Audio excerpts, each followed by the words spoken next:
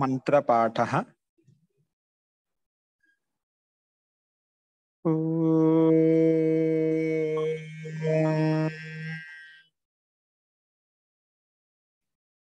సహనావవతు సహనౌ భునక్తు సహ వీర్యం కరవావహై తేజస్వినావదీతమస్తు మా విద్విషావహై. ఓం శాంతి శాంతి శాంతి.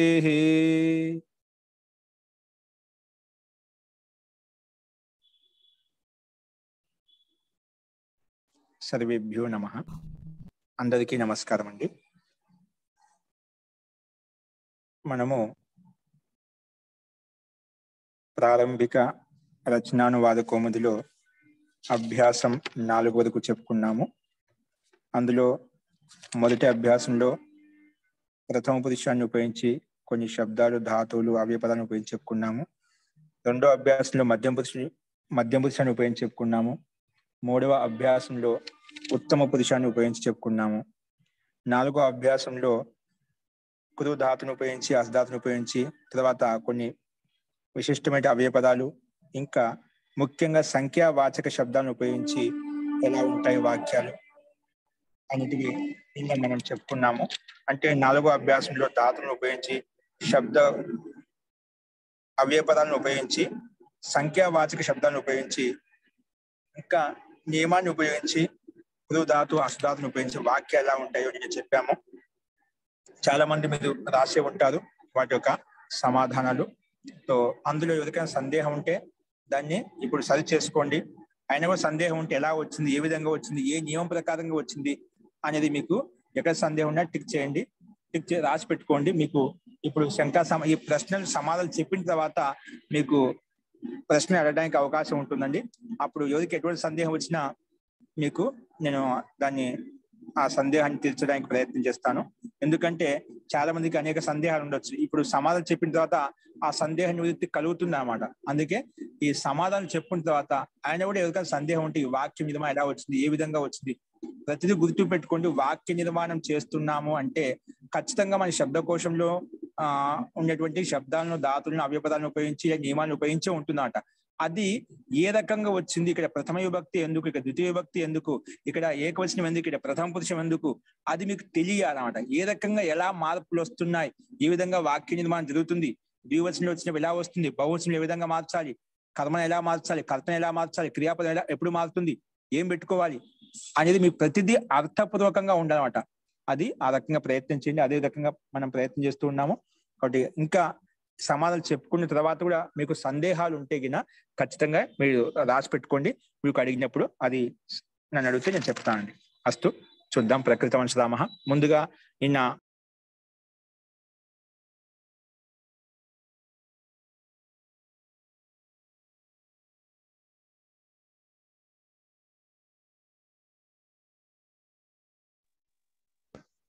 ఇప్పుడు చెప్పుకున్న శబ్దకోశాన్ని ఉపయోగించి వాక్యాలను చెప్పుకున్నాం. వాటికి సమాధానం చూడండి. ముందుగా అభ్యాసం 4లో సంస్కృత వాక్యాలు చెప్పాము. ఆ సంస్కృత వాక్యాల సమాధానాలు చూడండి. మీకు స్లైడ్ మీద కనిపిస్తున్నాయి, అది గమనించండి. ఇక్కడ మీకు ప్రింటింగ్ చేసినట్టు పెట్టేద్దామండి. ప్రింటింగ్ చేసినట్టు అయితే మనకు కొంచెం క్లారిటీ కనిపిస్తుంది. అస్తు రాసుకోండి. ఇక్కడ ప్రస్తుతానికి ఇవి కనిపిస్తున్నాయి, తీసుకోండి.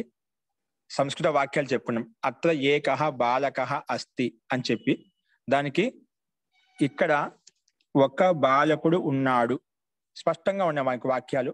దీంట్లో అభ్యాసం 4 పెట్టాలన్నా అభ్యాసం 4లో సమాధానాలు. సో అత్ర ఏకః బాలకః అస్తి, అత్ర ఏకః బాలకః అస్తి సంస్కృత వాక్యం చెప్పుకున్నాం. దానికి అత్ర అంటే ఇక్కడ, ఏకః అంటే ఒకరు, బాలక అంటే బాలకుడు, ఒక బాలకుడు, అస్తి ఉన్నాడు. అస్థి ధాతుకు అర్థం ఏంటి, ఉంది, ఉన్నాడు అని చెప్పినాం కదా. ఇక్కడ ఒక బాలకుడు ఉన్నాడు, ఇది దీని యొక్క అర్థం. ఇక్కడ ఒక బాలకుడు ఉన్నాడు. రెండో వాక్యం వచ్చేసి అత్ర ద్వౌ మనుష్యౌ స్తః. అత్ర ద్వౌ మనుష్యౌ స్తః. ఇక్కడ ఇద్దరు మనుష్యులు ఉన్నారు. ఇక్కడ ఇద్దరు మనుష్యులు ఉన్నారు. ఇద్దరు మనుష్యులు ఉన్నారు. ద్వౌ అంటే రెండు, మనుష్యౌ ఇది విశేషణం శబ్దం అన్నమాట. మనుష్య శబ్దానికి విశేషణం, అందుకే సంఖ్య విశేషణ రూపంలో వచ్చిందన్నమాట. ఇద్దరు మనుషులు. ఇద్దరు అనే పదం ఎవరిని సంకేతిస్తుంది? మనుషుల్నే సంకేతిస్తున్నమాట. అందుకే ఇద్దరు మనుషులు. ద్వౌ మనుష్యౌ. మనుష్య ఏకవచనం, మనుష్యౌ ద్వివచనం అన్నమాట. అందుకే అత్ర ద్వౌ మనుష్యౌ స్తః. ఇద్దరు మనుష్యులు ఉన్నారు. ఓకే, నెక్స్ట్ వచ్చేసి అత్ర త్రయః మనుష్యాః సంతి. ఇక్కడ సంఖ్యావాచక శబ్దాన్ని ఉపయోగించి వాక్యాలు రాస్తున్నాము. ఇక్కడ మీకు క్లారిటీ కనిపిస్తుంది రక్తవర్ణంలో. అత్ర త్రయః మనుష్యాః సంతి. ఇక్కడ త్రయః నిరుపాః సంతి నుండి అక్కడ వాక్యంలో మటుకు మనుష్యులు ఉన్నారు. ఇక్కడ నిరుపాః స్థానంలో మనుష్యాః పెట్టుకోండి. అది కూడా మీరు మార్చండి. లలిత దాన్ని మార్చేయండి అమ్మా. సో అత్ర త్రయః మనుష్యాః సంతి. లేదా అక్కడ హిందీ తెలుగు వాక్యం మార్చుకోవాల్సి వస్తుందన్నమాట. అత్ర త్రయః నిరుపాః సంతి ఉంది ఇక్కడ వాక్యంలో. మనకు ముందు చెప్పిన వాక్యం మనుష్యాః సంతి. తెలుగు వాక్యం కరెక్ట్గా ఉంది. ఇక్కడ ముగ్గురు మనుష్యులు ఉన్నారు. ఓకే, నిరుపాః అని పెట్టుకున్నాకోండి, ఇక్కడ ముగ్గురు రాజులు ఉన్నారు అలా అర్థం వస్తుంది. కాబట్టి తప్పేం కాదు. అక్కడ నిరుపాః రాసుకుంటే రాజులు అని చెప్పి రాసుకోండి. ఓకేలా మనుష్య శబ్దం పెట్టుకుంటే మనుష్యులు ఉన్నారు అని చెప్పి రాసుకోండి. ఓకే, ఏదో ఒకటి మార్చండి. నెక్స్ట్ 4వ వాక్యం చత్వారః గ్రామాః సంతి.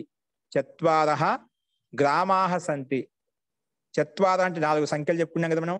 4 గ్రామాలు ఉన్నాయి. గ్రామాః చూడండి, ఇక్కడ గ్రామః ఏకవచనం, గ్రామౌ ద్వివచనము, గ్రామాః ఇక్కడ గ్రామః బహువచనం ఉంది. ఎందుకంటే సంఖ్య 3 కంటే ఎక్కువ, 2 కన్నా ఎక్కువగా ఉంటే బహువచనంలోకి వచ్చేస్తామంట. అందుకే చత్వారః గ్రామాః 4 గ్రామాలు ఉన్నాయి. అందుకే ఇక్కడ అదే విధంగా ఇచ్చాడు, 4 గ్రామాలు ఉన్నాయి అని చెప్పి. నెక్స్ట్ పంచ పుస్తకాని సంతి. పంచ అంటే 5, పుస్తకాని పుస్తకం, పుస్తకే పుస్తకాని బహువచనంలో ఉన్నామట. పుస్తకాలు ఉన్నాయి, 5 పుస్తకాలు ఉన్నాయి. Next shut పుష్పాని సంతి. 6 పుష్పాలు ఉన్నాయి. 6 పుష్పాలు ఉన్నాయి. ఎంత సరళంగా ఉన్నాయి చూడండి వాక్యాలు. 6 పుష్పాలు ఉన్నాయి. నెక్స్ట్ 7వ వాక్యం 8 అష్టగృహాని సంతి. అష్టగృహాని సంతి 8 ఇళ్ళున్నాయి, 8 గృహాలు ఉన్నాయి. లేదంటే అష్టగృహాని సంతి 8 గృహములు ఉన్నాయి. ఏంటండి? సప్త బాలికాః సంతి. సప్త బాలికాః బాలికలు ఉన్నారు. 7 బాలికలు ఉన్నారు. 7 బాలికలు ఉన్నారు. 8వది గృహాని సంతి. 8 గృహాలు ఉన్నాయి. ఇక్కడ గృహాని అని చెప్పి పుస్తకాని, బాలిక ఇవన్నీ వస్తాయి. ఇవి ప్రథమ విభక్త లేదా ద్వితీయ విభక్త? ప్రథమ విభక్త, ద్వితీయ విభక్త? ఒకరు చెప్పండి. ఎవరు చెప్తారు? హ్యాండ్ సింబల్ ప్రెస్ చేయండి. చంద్రశేఖర్ గారు. ద్వితీయ విభక్తి ఎందుకు కాదండి? సుబ్బలక్ష్మి గారు, వారు చెప్పండి. ద్వితీయ విభక్తి ఎందుకు రాదు? దానికి గృహమును అంటే అప్పుడు ద్వితీయ విభక్తి వస్తుంది అన్నారు. ఇక్కడ కర్తనే ఉంది, అస్తిత్వం చెప్తున్నామాట. అక్కడ కర్తకి ఇష్టమైనది కాదు, ఊరికి అస్తిత్వం. 8 గృహాలు ఉన్నాయి, 8 పుష్పాలు ఉన్నాయి, 7 బాలకు ఊరికి అస్తిత్వాన్ని తెలియజేస్తున్నామాట. ఇక్కడ ఇష్టం, కర్తకు ఇష్టమైంది కర్మ. అలా కర్మ కాదు, ఇక్కడ కర్త ఇష్టపడటం లేదన్నమాట. ఓకేనా? కాబట్టి ఇక్కడ ప్రథమ విభక్తి బహువచనం అని చెప్పి అర్థం చేసుకోవాలి. ఓకే, అస్తు, అతి ఉత్తమం. నెక్స్ట్ 9 విద్యాలయాః సంతి. 9 విద్యాలయాలు ఉన్నాయి. 9 విద్యాలయాః సంతి. 9 విద్యాలయాలు ఉన్నాయి. ఇవన్నీ ప్రథమ విభక్తి బహువచనంలో ఉన్నాయి. విద్యాలయః, విద్యాలయౌ, విద్యాలయాః. ఓకే, రామ శబ్దానికి సమానంగా ఇవన్నీ నడుస్తాయి అన్నమాట. గృహం శబ్దం నపుంసకలింగంలో ఉంది, బాలికా శబ్దం స్త్రీలింగంలో ఉంది. అలాగే ఏ శబ్దం ఏ లింగంలో ఉందో దాన్ని బట్టి మన రూపం రాసుకుంటాం. నెక్స్ట్ 10 పాఠశాలాః సంతి. 10 పాఠశాలలు ఉన్నాయి. 10 పాఠశాలలు ఉన్నాయి. నెక్స్ట్ సహ కిం కరోతి, సహ అంటే అతడు, కిం అంటే ఏమి, కరోతి చేస్తున్నాడు. ఇక్కడే చెప్పుకున్న ఇది అభ్యాసం 4వ అభ్యాసంలో అతడు ఏమి చేస్తున్నాడు. ఇవి మీకు ఎవరు సందేహం ఉందా? త్వం సహ ఎక్కడి నుంచి వచ్చింది, కిం ఎక్కడి నుంచి వచ్చింది, కరోతి సందేహం లేదు కదా. సహకర్త, కిం అవ్యయపదము, కరోతి క్రియాపదము. కర్త ఏదైనా ఒక వాక్యం చెప్తున్నా అంటే ఖచ్చితంగా కర్త ఉంటుంది, క్రియాపదం ఉంటుంది అన్నమాట. సో అందుకే ఇక్కడ కర్త ఉంది, క్రియాపదం ఉంది, మధ్యలో అవ్యయపదాలు. ఆ వాక్యాలతోని పుష్టి కోసం, వాక్యాలతోని విశిష్టమైన నియమాన్ని చెప్పడం కోసము ఈ మనకు ఈ అవ్యయపదాలు కూడా మధ్యలో యాడ్ అవుతుంటాయి అన్నమాట. అంటే వాటికి కూడా ఒక విశిష్టమైన అర్థం ఉంటుందన్నమాట. అర్థం లేదని కాదు, వాటిని అవ్యయపదాలు అని చెప్తాం. కాకపోతే వాటికి లింగాలు ఉండవు. ఏముండవు? లింగాలు ఉండవు. అంటే దానికి అవ్యయం అంటే ఏంటంటే ఏ దానికైతే విభక్తి అంటే లింగాలు ఉండవు, అంటే పుల్లింగం కానీ స్త్రీలింగం కానీ నపుంసక లింగాలు ఉండవు, వచనాలు ఉండవు, అదేవిధంగా విభక్తి ఉండదు, దాన్ని అవ్యయం అంటాం. అవ్యయం అంటే ఏ అవ్యయ పదానికి లింగము, విభక్తి, వచనం ఉండవు, దాన్ని అవ్యయం అంటాము. తర్వాత వస్తుంది మనకు. ఓకే, అస్తు. నెక్స్ట్ వచ్చేసి త్వం కిం కరోసి, 13వ వాక్యం. 12వ వాక్యం సహ పఠతి, అతడు చదువుతున్నాడు. సహ కర్త, పఠతి క్రియాపదం. క్రమంగా ఉన్నాయి ఇక్కడ. చూడండి, ప్రతి దాంట్లో మనకు నియమం పనిచేస్తుంది. ఇక్కడ సహ పఠతి కూడా 1వ నియమం ప్రకారంగా, త్వం కిం కరోసి ఇది కూడా 1వ నియమం ప్రకారంగా. త్వం కిం కరోషి, త్వం అంటే నీవు, కిం అంటే ఏమి, కరోషి ఏమి చేస్తున్నావు. మధ్యం పురుషం ఏకవచనం. త్వం కిం కరోషి నీవు ఏమి చేస్తున్నావు. 14వ వాక్యం అహం భోజనం కరోమి, నేను భోజనం చేస్తున్నాను.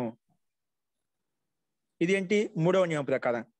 ఇక్కడ చెప్పొచ్చు ఇది భోజనం శబ్దము, ఇది ద్వితీయ విభక్తి ఏకవచనం అట. నేను భోజనమును చేస్తున్నాను, నేను భోజనమును, ఇది కర్మ పదం అట. అహం నేను భోజనంను చేస్తున్నాను, ఇది భోజనం అనేది ద్వితీయ విభక్తి ఏకవచనం. ఇది 1వ నియమం ప్రకారంగా కర్తను బట్టి క్రియాపదం కరోమి వచ్చింది, ప్లస్ కర్మలో ద్వితీయ భక్తి వచ్చిందన్నమాట. కర్మ కాబట్టి భోజనం, భోజనం, భోజనే, భోజనాన్ని. ఏకవచనంలో సామాన్యంగా భోజనం తీసుకున్నామట. నేను భోజనం చేస్తున్నాను. నెక్స్ట్ 15వ వాక్యం సహ అపి అత్ర ఏవ పఠతి. సహ అని చెప్పుకున్నాం, అపి అని తెలుసు. ఈరోజు 4వ అభ్యాసంలో శబ్దకోశం చెప్పుకున్నాం. ఏవ అంటే చెప్పుకున్నాం, పఠతి క్రియాపదం. అతడు కూడా, అత్ర అంటే ఇక్కడే, ఇక్కడే అంటే అత్ర ఏవ అంటే ఇక్కడే, ఏవంటే నిశ్చయంగా మాత్రమే. ఇక్కడే అని ఒత్తి చెప్తున్నా కాబట్టి మళ్ళీ విశేషంగా నిశ్చయంగా చెప్పాల్సిన అవసరం లేదు. అతడు ఇక్కడే చదువుతున్నా అంటే ఒత్తి చెప్తున్నా కాబట్టి నిశ్చయం అనే అర్థం కూడా వస్తుంది. కాకపోతే మీకు స్పష్టత కోసం ఏవ శబ్దాన్ని కూడా ఒక అర్థం చెప్పుకున్నాం కాబట్టి, ప్రాథమిక దశలో ఉన్నాం కాబట్టి మనం నిశ్చయంగా కూడా రాశానండి. ఇక్కడ అతడు కూడా ఇక్కడే అంటే నిశ్చయంగా ఉన్నాడు. ఇక్కడే అంటే ఒత్తి చెప్తే ఇక్కడ ఉన్నాడు లేదు, ఇక్కడే ఉన్నాడంటే గట్టి ఒత్తి చెప్పామన్నమాట. అంటే బలంగా చెప్పాం. అంటే బలంగా చెప్పినప్పుడు ఏవార్థం నిశ్చయార్థం వచ్చేస్తుంది. మళ్ళీ నిశ్చయంగా అని చెప్పాల్సిన అవసరం లేదు. కాబట్టి దీన్ని బ్రాకెట్లో పెట్టుకోండి. కాబట్టి స్పష్టత కోసం ఏవ అనే శబ్దాన్ని కూడా ఒక అర్థం చెప్పాను కాబట్టి మీకు ఇక్కడ స్పష్టత కోసం రాయించాను. అస్తు. ఈ రకంగా మనం సంస్కృత వాక్యాలకు తెలుగులో సమాధానాలు చూసాము. సో అందరూ దీన్ని సరి చేసుకొని ఉంటారు. సరి చేసుకుని రాయకపోయినా దీన్ని చూసి రాసుకోవచ్చు, ఇబ్బంది లేదు. ఓకే అండి, అస్తు. నెక్స్ట్ తెలుగు వాక్యాలను సంస్కృతంలో అనువదించండి. ముందు ఇక్కడ తెలుగు వాక్యాలు ఉంటే సంస్కృతిలో అనువాదం చేసుకోవాలి మనం. ఓకే, చూడండి. అందులో మొట్టమొదటి వాక్యం చెప్పిన అతడు ఉన్నాడంటే అతడు సహా ఉన్నాడు, ఉన్నాడు అస్తిత్వం చెప్పి అస్ధాతును ఉపయోగించాం. అస్ధాతును ఉపయోగించి వాక్యం సహ అస్తి. రెండవది వాళ్ళిద్దరు ఎక్కడ ఉన్నారు. ఎక్కడ అంటే అవ్యపదం చెప్పుకున్నాం మనం. వాళ్ళిద్దరు అంటే తౌ, ఎక్కడ అంటే కుత్ర, ఉన్నారు స్తహ, తౌ కుత్రస్థహ. ఇది 1వ నియమం ప్రకారం కర్తని బట్టి క్రియాపదం వచ్చిందన్నమాట. తౌ కుత్రస్థహ. నెక్స్ట్ 3వది అందరూ బాలకులు ఇక్కడ ఉన్నారు. అందరూ అంటే బహువచనం ఉంది కదా, అందుకే తే బాలకాహ అత్ర సంతి. తే బాలకాహ అత్ర సంతి. తే బాలకాహ అత్ర సంతి.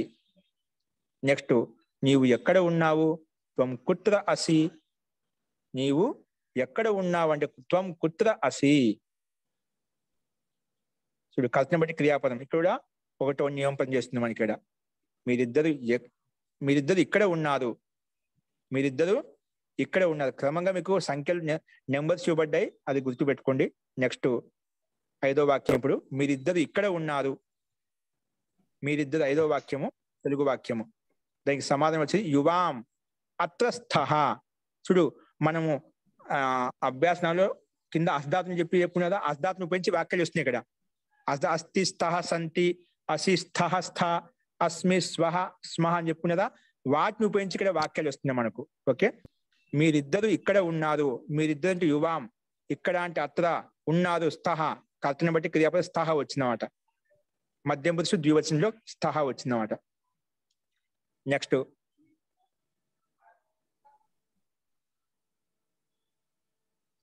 6వ వాక్యం, మీరందరూ ఎక్కడ ఉన్నారు, మీరందరూ ఎక్కడ ఉన్నారు. యూయం కుత్ర స్థ, యూయం కుత్ర స్థ, యూయం కుత్ర స్థ, మీరందరూ ఎక్కడ ఉన్నారు. యూయం అంటే మీరందరూ, కుత్ర అంటే ఎక్కడ, స్థ ఉన్నారు. ఇది మధ్యం పురుషు బహువచనం, కర్తని బట్టి క్రియాపదం వచ్చింది 1వ నియమం ప్రకారంగా. ఇక్కడ మధ్య కర్మపదం లేదండి, ఎక్కడ కూడా కర్మ రాలేదు మనకు, కర్త క్రియ వస్తున్నాయంట. మధ్య అవే పదాలు యాడ్ అవుతున్నాయి. నేను బాలకుణ్ణి, అహం బాలకః అస్మి, నేను బాలకుణ్ణి అని గట్టి మన గురించి మనం చెప్పుకుంటున్నాం, నేను ఒక బాలకుణ్ణి అని చెప్పి. అందుకే మన గురించి మనం చెప్పుకుంటే ఉత్తమ పురుషుని చెప్పుకున్నాం కదా, అందుకే అహం బాలకః అస్మి, అహం బాలకః అస్మి. నెక్స్ట్ 8వ వాక్యం, మేమిద్దరం కూడా ఇక్కడే ఉన్నాము, ఇక్కడే ఉన్నాము, ఉన్నామని కాదు, దీన్ని వాక్యం మార్చండి. ఉన్నామనుకుంటే అది భూతకాలంలోకి వెళ్ళిపోతుంది. ఉన్నాము అంటే ఇప్పుడులే ఉన్నాము, మేమిద్దరం కూడా ఇక్కడే ఉన్నాము, ఉంటున్నాము అనాలి. ఉంటున్నాం అంటే వర్తమాన కాలం అవుతుంది మనకు, ఎందుకంటే వర్తమాన కాలం గురించి చెప్పుకుంటున్నామట. సామాన్యంగా చెప్పుకోవచ్చు, ఇబ్బంది లేదు. ఉన్నామంటే మేమిద్దరం ఇక్కడే ఉన్నాము అంటే వర్తమానంగా, అంటే భూతకాలం కూడా ఒక్కోసారి ద్యోతిస్తుందన్నమాట. ఆ సందేహ నివృత్తి కోసం మేము కూడా ఇక్కడే ఉంటున్నాము అంటే వర్తమానంలో ఉంటున్నాం అని చెప్పి అర్థం వచ్చేస్తుందన్నమాట. ఎందుకంటే మేము వర్తమాన కాలంలోనే చెప్పుకుంటాం, లట్ల కాలం చెప్పుకుంటాం. లట్ అంటే వర్తమాన కాలం అనమాట. కాబట్టి దీన్ని మార్చండి. ఒకవేళ లలిత దీన్ని మార్చమ్మా. మేమిద్దరము ఇక్కడే ఉంటున్నాము, మేమిద్దరము కూడా ఇక్కడే ఉన్నాము అనే స్థాన్ని, మేమిద్దరం కూడా ఇక్కడే ఉంటున్నాము. ఆవామపి అత్ర ఏవ స్వహ, ఆవామపి అత్ర ఏవ స్వహ, ఆవాం అపి, మేమిద్దరం అంటే ఆవాం, అహం ఆవాం, కూడా అంటే అపి, అపి శబ్దం వచ్చింది కూడా అనే శబ్దానికి. ఇక్కడే అంటే అత్ర ఏవ, ఇక్కడే ఒత్తి చెప్తున్నా, అత్ర ఏవ, అత్ర ఏవ స్వహ ఉంటున్నాము. అస్తు. నెక్స్ట్ 9వ వాక్యం, మేమందరము మనుష్యులము, మేమందరము మనుష్యులము, వయం మనుష్యాః స్మః, మేమందరం వయం మనుష్యాః స్మః, మేమందరము మనుష్యులము, వయం మనుష్యాః స్మః. నెక్స్ట్ 10వ వాక్యము, అతడు ఏమి చేస్తున్నాడు. సింపుల్ వాక్యం, సహ కిం కరోతి, ప్రశ్నవాచకంలో సహ కిం కరోతి.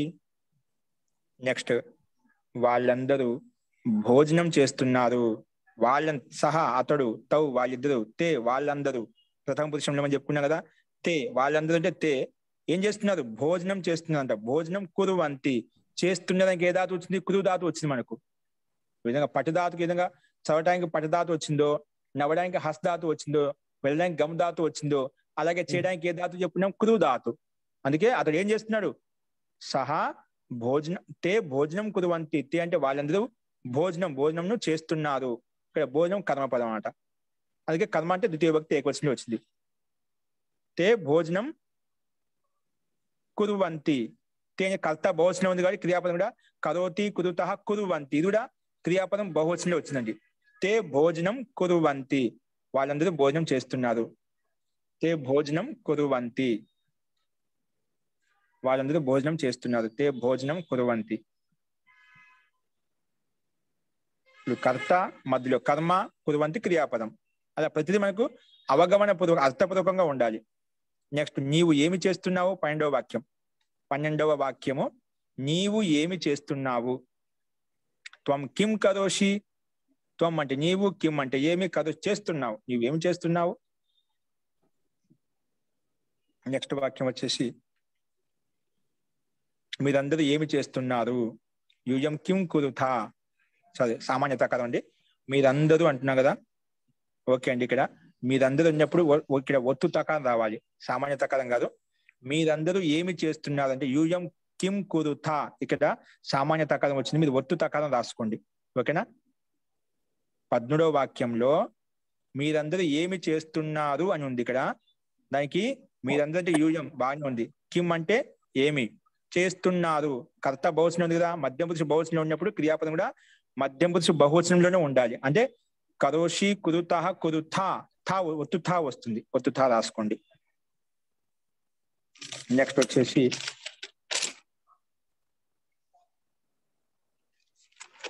వచ్చేసి నేను భోజనం చేస్తున్నా, అహం భోజనం కరోమి. అహం ఏకవచనంలో ఉంది కాబట్టి భోజనం కర్మపదం, ద్వివచనంలో ద్వితీయ భక్తి ఏకవచనము. చేస్తున్నాను కరోమి, అహం భోజనం కరోమి. నెక్స్ట్ మనమందరం రాజ్యాన్ని రక్షిస్తున్నాము.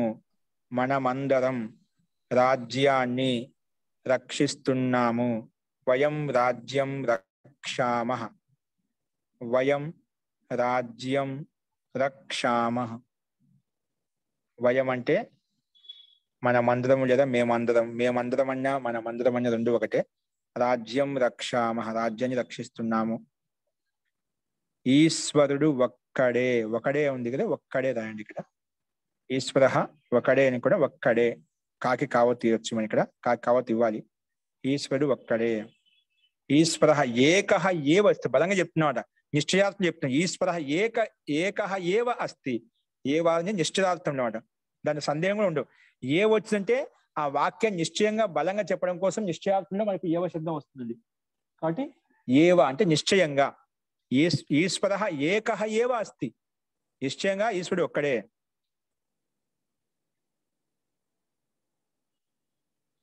ఈశ్వర ఏకః ఏవ అస్తి. ఓకే. నెక్స్ట్ వచ్చేసి ఇద్దరు బాలకులు వాసన చూస్తున్నారు. ఇద్దరు బాలకులు, ఇద్దరు విశేషణము. ఎవరికి విశేషణం? బాలకులకి విశేషణం. అందుకే ద్వౌ బాలకౌ వాసన చూస్తున్నారు అనే దానికి ఏ పదం వచ్చింది మనకు? జిగ్రతి వచ్చిందన్నమాట. ఇద్దరు కాబట్టి కర్త ద్వివచనంలో ఉంది కాబట్టి క్రియాపదం ద్వివచనంలోకి వస్తుంది. ద్వౌ బాలకౌ జిగ్రతః. ద్వౌ బాలకౌ జిగ్రతః. ఎవరికన్నా వాక్య నిర్మాణంలో తప్పులు రాస్తుంటే సందేహం ఉంటే అది టిక్ చేసుకోండి, ఇప్పుడు అడగండి అడిగినప్పుడు మిమ్మల్ని. ద్వౌ బాలకౌ జిగ్రతః. ద్వౌ బాలకౌ జిగ్రతః. నెక్స్ట్ స్లైడ్ మార్చండి. ఈశ్వరుడు ద్వౌ బాలకౌ జిగ్రతః. నెక్స్ట్ గురుగారు ఇక్కడ దౌ పాలకో జిగ్రతః అని ఉంది కదా, దౌ పాలకో జిగ్రం పశ్యతః అనొచ్చా? జిగ్రం పశ్య, జిగ్రం అంటే ఏంటిది? జిగ్రాం పశ్యతః. జిగ్రం అంటే ఏంటి? ఇక్కడ వాసన. వాసన వాసన కర్మ కాదు, వాసన క్రియాపదం. ఇక్కడ వాసన చూస్తున్నదంతా క్రియాపదం అన్నమాట, కర్మపదం కాదు, క్రియాపదం అన్నమాట. ఏం చూస్తున్నాం? వాసన చూస్తామా అంటే వాసన ఒకటి, చూసేది ఒకటి, అది భిన్న భిన్న పదార్థం అయిపోతుంది అన్నమాట. ఇక్కడ జిగ్రతి ధాతు పదం, క్రియాపదం. ఓకేనా? రాసుకోండి, మీకు చెప్తాను కూడా. ఓకేనా? చూడండి, ఇద్దరు బాలకులు. వాసన అనేది కర్మపదం కాదు, వాసన చూస్తున్నదంటే ఒకటే పదం, క్రియాపదం అన్నమాట. అందుకే వాసన చూస్తున్నారు అనే పదాన్ని మొత్తాన్ని కూడా జిగ్రత అనే ఈ చిన్న వాక్యంలో చెప్పేయచ్చు, చిన్న 3 అక్షరాలు చెప్పేయచ్చు అన్నమాట. కాబట్టి ఇద్దరు బాలకులు వాసన చూస్తున్నారు. వాసన చూస్తున్నారు అనే దాన్ని జిగ్రత అంటే, జిగ్రత అంటే వాసన చూడటం. ఓకే. జిగ్రం పశ్యత అని చెప్పకూడదు, అది వాక్యం అశుద్ధం అవుతుందండి. అస్తు. నెక్స్ట్ 18వ వాక్యం రాసుకోండి. ముగ్గురు మనుష్యులు భోజనం చేస్తున్నారు. స్లైడ్ మార్చండి. ముగ్గురు మనుష్యులు భోజనం చేస్తున్నారు. ముగ్గురు మనుష్యులు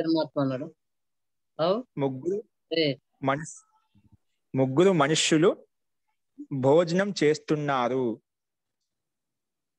ముగ్గురు మనుష్యులు భోజనం చేస్తున్నారు. చూడండి, పైన కనిపిస్తుంది స్లైడ్ మీద.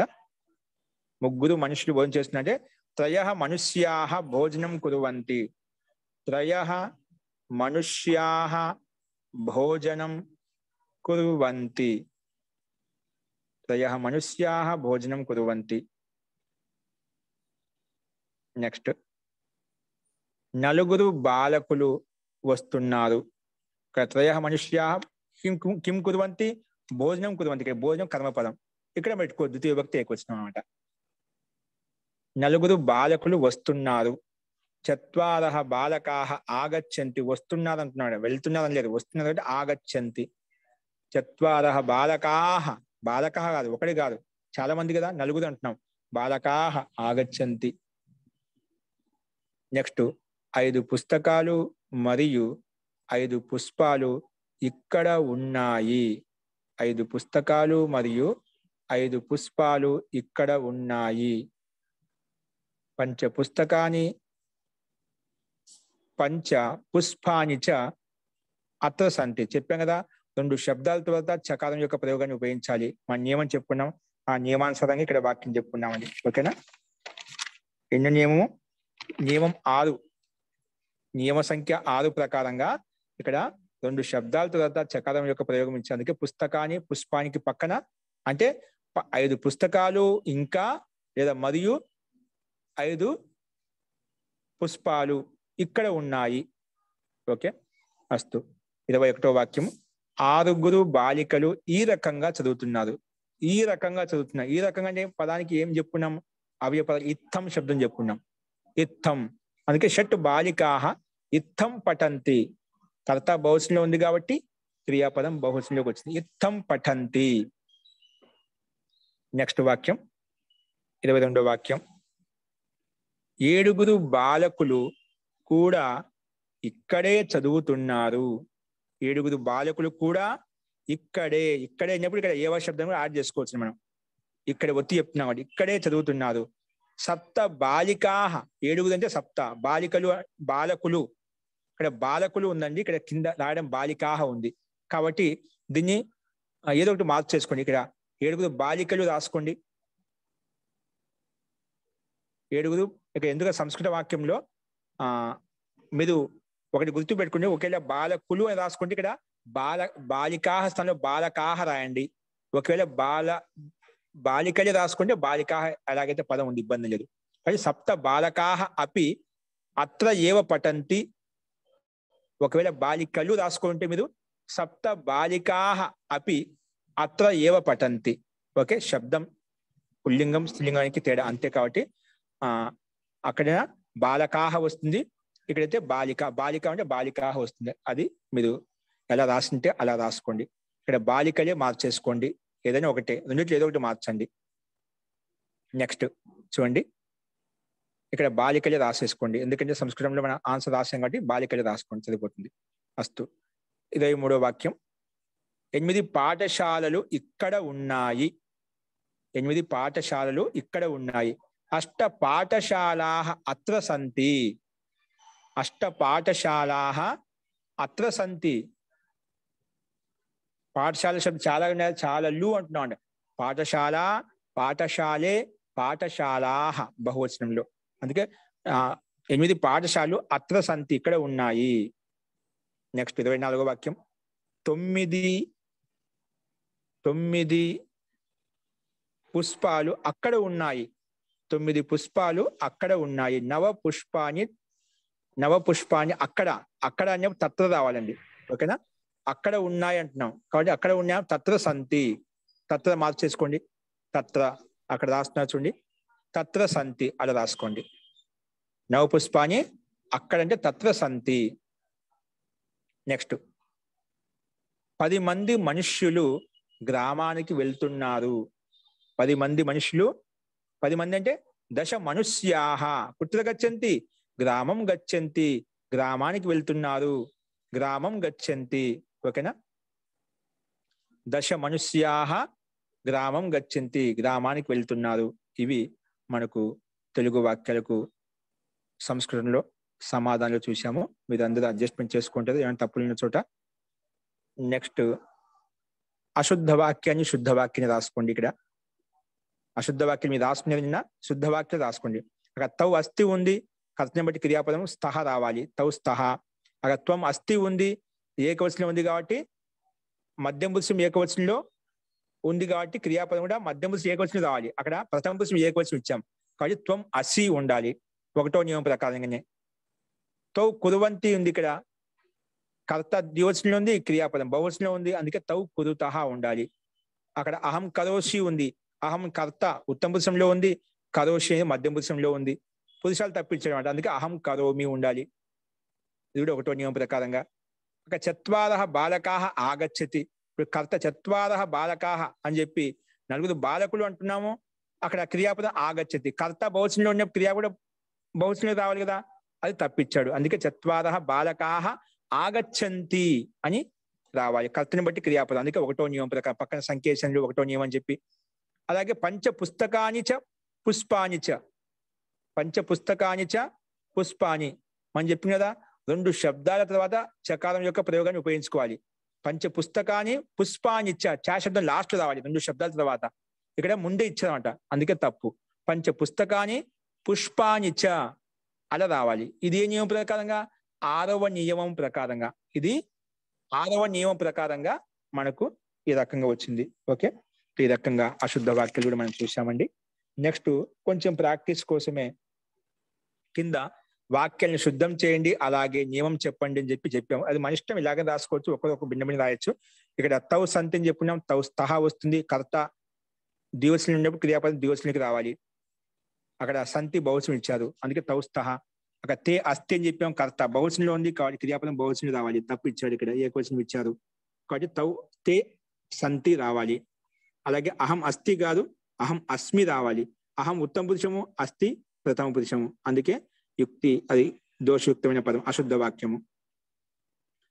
అలాగే త్వం అస్మి ఉంది, త్వం మధ్య పురుషం ఏకవచనము, అస్మి ఉత్తమ పురుషం ఏకవచనము కాబట్టి తప్పు ఉంది, అంటే త్వం అసి రావాలి. తే కరోతి ఉంది, తే ప్రథమ పురుష బహువచనము, కరోతి అనేది ప్రథమ పురుష ఏకవచనం ఇచ్చారు, కర్తని బట్టి క్రియ ఉండాలి. కర్త బహువచనంలో ఉంది, కరోతి ఏకవచనంలో ఉంది, అందుకే తప్పు. తే కురువంతి ఉండాలి. త్వం కరోతి ఉంది, త్వం కరోతి, త్వం వచ్చి మధ్యం పురుషం కాబట్టి కురు ధాతు కూడా మధ్యం పురుషంలో రావాలి, కరోషి రావాలి. అక్కడ కరోతిని ప్రథమ పురుషం ఏకవచనం ఇచ్చారు కాబట్టి పురుషం తప్పు ఉంది, కాబట్టి అది మార్చుకోవాలి.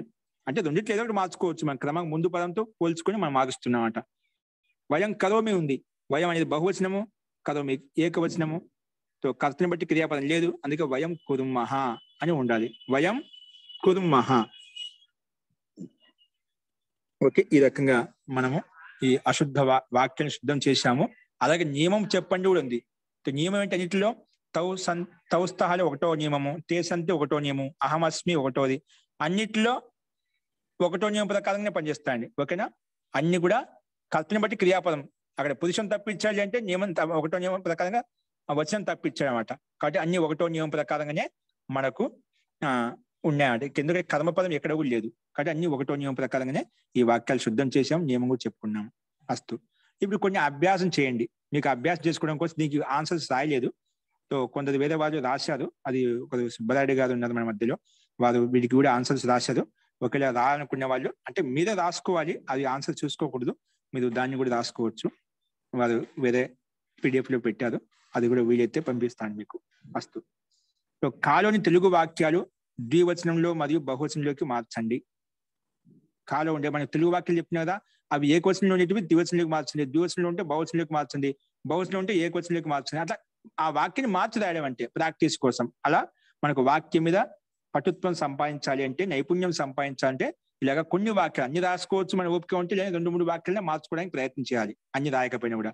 అలాగే కాలోని తెలుగు వాక్యాలను ద్వివచనంలో మరియు బహువచనంలోకి మార్చండి. అదే విధంగా 1 నుంచి 10 వరకు సంఖ్యలను ఉపయోగించి వాక్యాలు కూడా రాయండి, వాక్యాలు కూడా రాయమని చెప్పుకున్నాం. ఓకేనా, ప్రాక్టీస్ కోసం. మన సంఖ్యల పైన చెప్పుకున్నాం, సంస్కృత వాక్యాల్లో సంఖ్యలను ఉపయోగించి వాక్యం అని చెప్పాం. మీరు అదే సంఖ్యలను ఉపయోగించి అవ్యయ పదాలను తీసుకొని శబ్దాలను తీసుకొని పేర్లు మార్చేసి భిన్నంగా మనం రాయొచ్చు, అదే సంఖ్యలతోటి భిన్న వాక్యాలు మనం ప్రాక్టీస్ చేసుకోవచ్చు. అదే ప్రాక్టీస్ చేయమని 1 నుంచి 10 వరకు సంఖ్యలను ఉపయోగించి మీరు సొంతంగా వాక్యాలు రాయమని చెప్పి ఇక్కడ మనకి ఇచ్చారు, అది కూడా ప్రాక్టీస్ చేసుకోండి. ఇవన్నీ మనకి ఆన్సర్స్ లేవు ఇక్కడ, మీరు ప్రాక్టీస్ కోసం ఇచ్చే అభ్యాసం చేయండి అని చెప్పాను. ఓకేనా. నెక్స్ట్ ఖాలో అస్ధాతు గురించి ఇచ్చారు కదా, అస్ధాతు మరియు కృధాతునకు లట్లకారం యొక్క రూపాలు రాయండి. ఇప్పుడు చెప్పిన పైన రాసుకున్నాం, మళ్ళీ ఒకసారి అభ్యాసం చేసుకొని చెప్తున్నామట.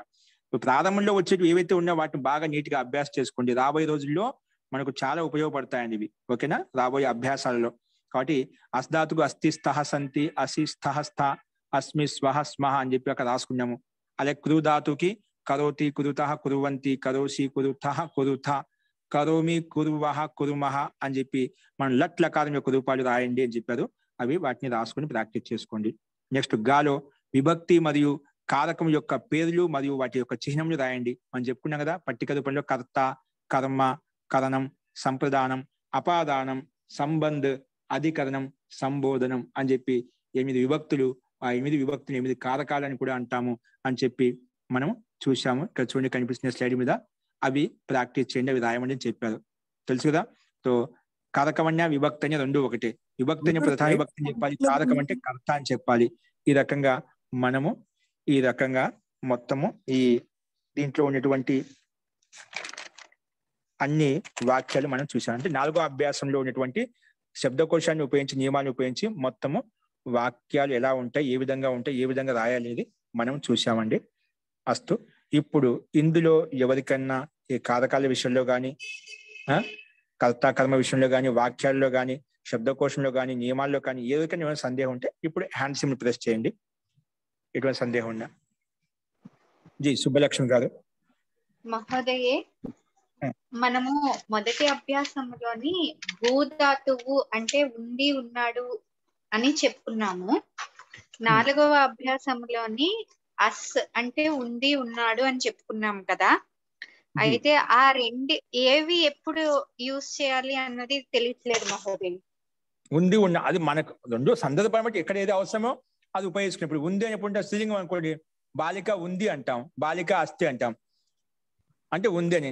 ఒకవేళ పుల్లింగం అనుకోండి, బాలక అస్తి అంటాం, బాలకుడు ఉన్నాడు. సందర్భాన్ని బట్టి లోకంలో ప్రయోగం ఏ వస్తువు ఎలా ఉపయోగిస్తాము. పుస్తకం ఉంది అంటాం, పుస్తకము ఉంది అంటాం స్త్రీలింగం ఆ రకంగా.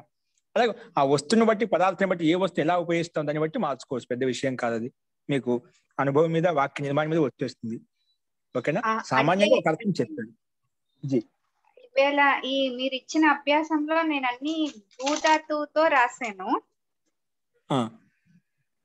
భూధాతు కాదు, మనం భూధాతు రాయండి మీరు వ్యక్తిగతంగా సొంత. ఇక్కడ మీకు ఏవైతే వాక్యాలు చెప్పినా వాటికి ఆన్సర్స్ రాయాలన్నమాట. మీరు మనకి ఏ వాక్యాలు ఏ ధాతుని ఉపయోగించి అవి రాయాలన్నమాట. మీకు సొంత ప్రాక్టీస్ కోసం ఓన్లీ భూధాతుని ఉపయోగించి రాసుకోవచ్చు, అసధాతుని ఉపయోగించి రాసుకోవచ్చు, కురుధాతుని ఉపయోగించి రాసుకోవచ్చు, అది పెద్ద విషయం. ఇక్కడ ఏ ధాతుని ఇచ్చి ఉపయోగించి రాయమని అదే ధాతుని ఉపయోగించి రాయాలన్నమాట. అంటే అన్ని ప్రాక్టీస్ కావాలన్నమాట మనకు. ఇక్కడ భూస్థానంలో అసధాతుని ఉపయోగించుకోవచ్చు, అది తర్వాత విషయం అట. మనకు అన్ని ధాతుల యొక్క ప్రయోగం ఎలా ఉంటుంది, వాటి యొక్క అభ్యాసం ఎలా రాయాలి, ఏ విధంగా రాసుకొని మనకు ప్రాక్టీస్ అనమాట. కాబట్టి వాక్యంలో ఏ ధాతుని ఉపయోగించి చెప్పామో, ఏ వాక్యాన్ని రాయమని చెప్పామో, ఏ నియమాన్ని ఉపయోగించి రాయమని చెప్పాము, ఏ శబ్దకోశంలో చెప్పిన ధాతులు ఏవైతే వాటిని ఉపయోగించి రాయమని చెప్పి అవే రాయాలి. ముఖ్యంగా ఏ అభ్యాసంలో ఏ ధాతులు చెప్పామో, ఏ శబ్దకోశం శబ్దకోశం ఏ అవ్యయ పదాలు చెప్పామో, ధాతులు చెప్పామో, అంతకన్నా ముందు ఏ అభ్యాసాల్లో ధాతులు చెప్పామో వాటిని ఉపయోగించి రాయాలి. కొత్తగా ఏ ధాతు ఉపయోగించకూడదు. సాధ్యమైనంత వరకు ఏ అభ్యాసంలో ఏ ధాతులు ఉంటే ముందు వాటిని ఉపయోగించి వాక్య నిర్మాణం తయారు చేయాలి. ఒకవేళ అందులో లేకపోతే ముందు చెప్పిన అభ్యాసంలో ఉండే ధాతును ఉపయోగించుకోవాలి. ఓకేనా. అంతేగాని మనకి చెప్పని ధాతులు ఏది ఉపయోగించవద్దు. అట్లా నిదానంగా తర్వాత చాలా ధాతులు వస్తాయి. ముందుగా మనం ఎన్ని ధాతులు తెలుసో అన్ని ధాతులు ఎలా ఉపయోగించుకోవాలి అనేది మనకు రావాలి అనమాట. ఓకే. అస్తు. నెక్స్ట్ అండి. ధన్యవాదాలు మహోదయ. ఓకే అండి. నెక్స్ట్ భార్గవి. మహోదయ, ఇక్కడ మేమందరం మనుషులం అన్నప్పుడు వయం మానవాహ అని ఆపేయకూడదా? స్మహ కంపల్సరీ వాడాలా? మేమందరం మనుష్యులం అని చెప్పి మన గురించి మనం చెప్పుకుంటాం. వయం వచ్చినప్పుడు ఖచ్చితంగా వస్తుంది క్రియాపదము. అది అండర్స్టూడ్ అన్నమాట, చెప్పాల్సిన అవసరం లేదు. మేమంతా మనుష్యులము. ఇప్పుడు మనము నేను బాలకుణ్ణి, అతడు బాలకుడు అన్నప్పుడు బాలక అస్తి, బాలకుడు ఉన్నాడు అంటాం కదా. బాలక అని చెప్పొచ్చు కదా, బాలక అని చెప్పొచ్చు. కానీ బాలక అని చెప్పినప్పుడు సందేహం వస్తుంది అన్నమాట. స్వహ శబ్దం జోడించకపోతేనా, క్రియాపదం లేకపోతేనా అక్కడ సందేహం వస్తుంది అన్నమాట. ఇప్పుడు బాలక అన్న బాలక అస్తి నాస్తి ఏంటి, ఆ క్రియాపదం వచ్చినా కూడా బాలక అస్తి అంటే ఉన్నాడు, నాస్తి లేడు. అలాగే స్వహ మేమంతా మనుషులము. ఓకేనా. దాని క్రియాపదం ఈశ్వరుడు ఒక్కడే అన్నప్పుడు మహోదయ, ఈశ్వరుడు ఒక్కడే అన్నప్పుడు ఈశ్వర ఏకం ఏవా ఏకమేవ అస్తి అని మనం కంపల్సరీ అది కూడా అక్కడ ఇది దీనిలాంటిది అది కూడా ఈశ్వరః శబ్దం పుల్లింగంలో ఉంది కాబట్టి ఈశ్వరః ఏకః ఏవ అస్తి. ఏక శబ్దం ఈశ్వరునికి విశేషణం అన్నమాట. కాబట్టి పుల్లింగంలో ఉంది కాబట్టి ఏకం శబ్దం రాకూడదు. ఓకేనా? ఏకః ఏవ అని ఆపకూడదు. అదే ఏకః ఏవ అస్తి అంటే ఉన్నాడని చెప్పి, ఒకడే ఉన్నాడని చెప్పి బలంగా చెప్పి క్రియాపదం అని చెప్పి. ఏకః ఏవ సామాన్యంగా అర్థం వచ్చేస్తుంది అని క్రియాపదం దాన్ని పూర్తిస్తాం. కర్తతో పాటు క్రియాపదం కూడా ఉంటుందన్నమాట. కానీ పరోక్షంగా ఇంకొకటి త్రయః మానవాః భోజనం కుర్వంతి అన్నప్పుడు మానవాః మనుష్యాః ఇద్దరు ఏదైనా వాడచ్చా? ఏదైనా వాడచ్చు. పర్యావరణ శబ్దం ఇబ్బంది లేదు. మనుష్యాః జనాః వాడచ్చు, మన ఇష్టం. మనకు పదాలు ఏవైనా ఉపయోగించుకోవచ్చు అని దాంట్లో విభక్తిలో ఏ పదం దాంట్లో మనకు దోషం రాకూడదు. ఇక్కడ నేను మానవాహలు ఉండే మానవ పెట్టామంటే దోషం అవుతుంది. అంటే కర్త బహుశనం ఉన్నప్పుడు క్రియాపదం బహుశనం వండుకోలేదు. అక్కడ వచనము విభక్తి లింగం ఏది ఉందో దాన్ని బట్టి మనం మార్చుకోవాలి. శబ్దాలు మన ఇష్టం. మానవాహ రాసుకోవచ్చు, నరాహ రాసుకోవచ్చు, మనుష్యాహ రాసుకోవచ్చు, జనాహ రాసుకోవచ్చు, లేదా ఒక వ్యక్తి పై రాసుకోవచ్చు, మన ఇష్టం. దాంట్లో ఇబ్బంది లేదు. ఏ లింగంలో ఉంటే ఆ లింగానుసారంగా వచనం పెట్టుకుంటాం. ధన్యవాదాలు మహోదయ. ఓకే అండి, అస్తు. సో అందరికి నాకు తెలిసి ఎవరికి సందేహాలు మనకు స్పష్టంగా అందరికి అర్థమైంది అనుకుంటాను. ఇప్పుడు మనం కారకాలను ఉపయోగించి కారక విషయంలో మనకు ఒక్కొక్క దాన్ని తీసుకున్నప్పుడు మీకు క్లారిటీ వచ్చేస్తుంది. అస్తు. ఇప్పుడు మనం కొన్ని అభ్యాసం కూడా మొదలు పెట్టుకుందామండి. అస్తు. ఇంకెవరికి సందేహాలు లేవు కదా? ఓకే అండి, ఇక్కడ మనకి హ్యాండ్ సింబల్ కనిపించలేదు, ఎవరు లేవనుకుంటున్నాను. అస్తు. అభ్యాసం 5 పెట్టండి, రాసుకోండి. అభ్యాసం 5 నీట్గా రాసుకోండి. అభ్యాసం 5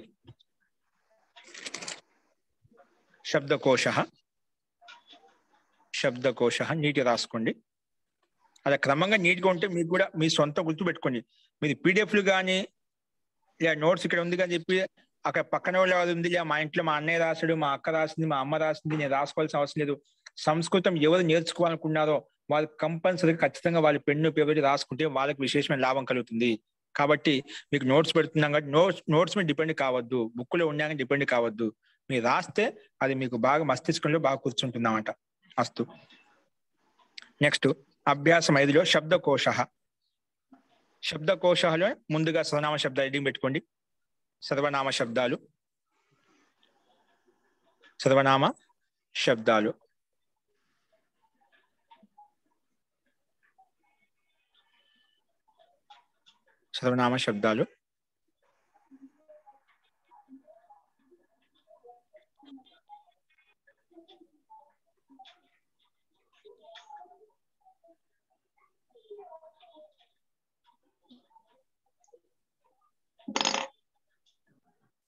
ఓకే అండి.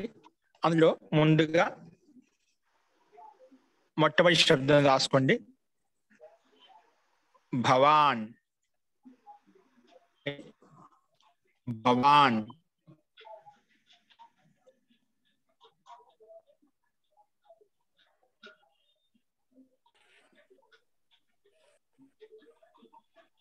ఏంటండి?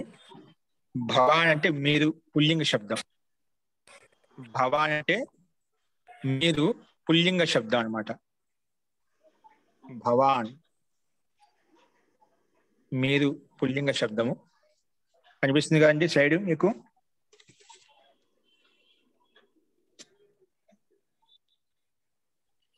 భవాన్ మీరు పుల్లింగ శబ్దము.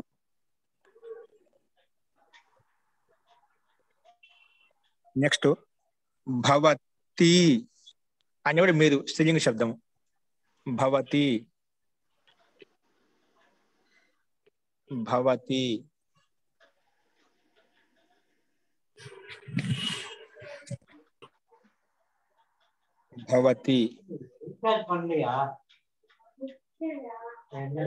అంటే మీరు స్త్రీలింగ శబ్దము. భవతి మీరు స్త్రీలింగ శబ్దము. ఈ 2 సర్వనామ శబ్దం 2 ఇచ్చారు. ఇక్కడ 2 ఇవ్వబడ్డాయి, అవి చూడండి. 2 ఇవ్వబడ్డాయి, అవి చూసుకోండి. ఇక్కడ చూడండి, మీకు ఇప్పుడు కనిపిస్తుంది చూడండి.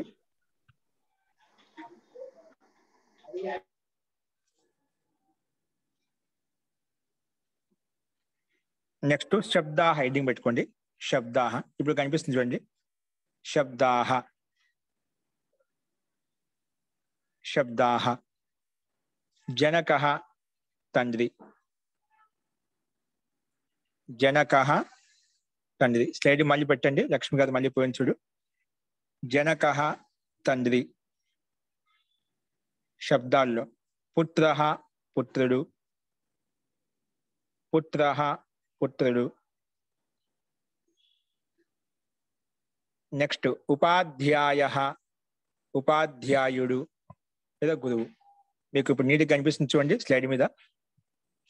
ఉపాధ్యాయః ఉపాధ్యాయుడు.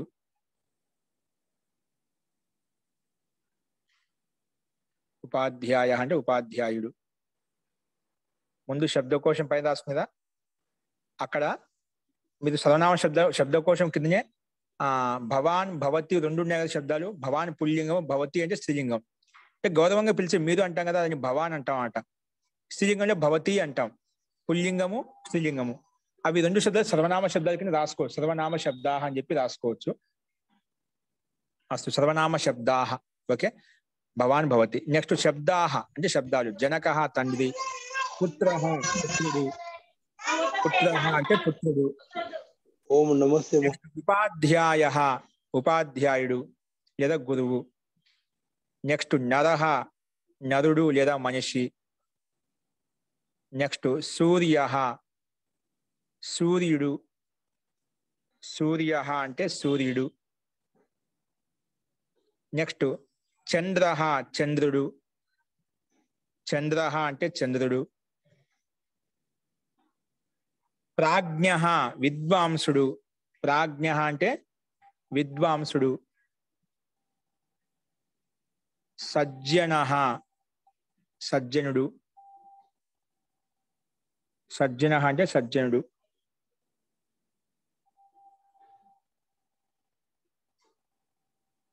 దుర్జనః దుర్జనుడు.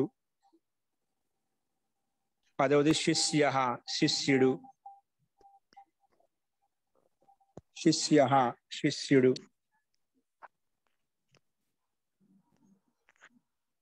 అలాగే ప్రశ్నః ప్రశ్న. ప్రశ్న అంటే ప్రశ్న, ఏదైనా ప్రశ్న అడగటం అంట. దాని సంస్కృతి ప్రశ్న అంటాం. ప్రశ్న. ఓకేనా? ఇవి మనకు శబ్దాలు అండి. ఓకేనా? ఇవి కాలో వస్తాయి, సామాన్య కకారంలో వస్తాయి. నెక్స్ట్ ఒత్తు ఖ. ఖాలో ధాతులు ఇచ్చాడు, అందుకే రాసుకుని ధాతవః. ఖాలు ఏమొస్తాయి? ధాతువులు. ధాతవః. ధాతవః అంటే ధాతువులు. ధాతవః అంటే ధాతువులు. ధాతవః అంటే ధాతువులు. ఏంటి ధాతులు? ఖాద్ ధాతు అండి. ఖాద్ అంటే తినటం. చూడు ఇన్ని కొత్త ధాతులు, ముందు చెప్పిన ధాతులు కానీ భిన్నంగా ఉన్నాయి. ఖాద్ తినే అర్థంలో తినడం. రూపం వచ్చేసి ఖాదతి, పక్కనే రాశాం. ఖాదతి ఒకటి రాశాం. ఖాదతి, ఖాదతః, ఖాదంతి అలా అన్ని వస్తాయి. మన తర్వాత అభ్యాసం చేసుకోవాలి. నెక్స్ట్ క్రీడ ధాతు. క్రీడ్ ఆడటం. ఆడటం. క్రీడతి, క్రీడతః, క్రీడంతి అలా వస్తాయి. నెక్స్ట్ పత్ ధాతు. క్రింద పడటం. క్రింద పడటం. క్రింద పడటం. పతతి, పతతః, పతంతి. పతతి, పతతః, పతంతి.